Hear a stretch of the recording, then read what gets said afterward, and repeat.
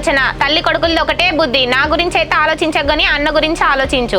మీ గురించి ఆలోచించందే పెరిగి పెద్దోళ్ళు అయిందిలానే నిన్నెవరో బాధ పెట్టినట్టు బాగా మాట్లాడతాను. అనే మాటలన్నీ అనుకుంటా పెట్టే బాధలను పెట్టుకుంటా మళ్ళీ ఏమన్నట్టే మాట్లాడుతున్నావేంది అమ్మ నువ్వు? బాగా మాట్లాడతానేవే. నీ తోటోళ్ళందరూ పనులో పోతా అంటే నా కొడుకొక్కడు కష్టపడి మిమ్మల్ని జాతా అంటే మీరేమో కష్టపడ్డట్టు బాగా మాట్లాడతానవేందే? అమ్మ అన్నను ఒక మాట అనగానే బాగానే వెనకేసుకొస్తున్నావు అని అన్న కష్టపడతలేడు, మా మీద ఇష్టం లేదని మేము అంటలేము. మా ఇష్టాలు కూడా తెలుసుకుంటలేడు ఎందుకు అని అంటానా.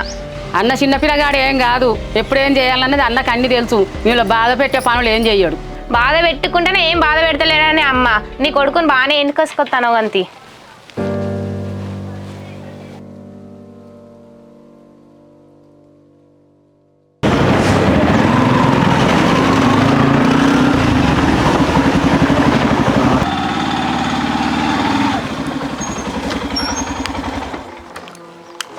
ఏమైందన్న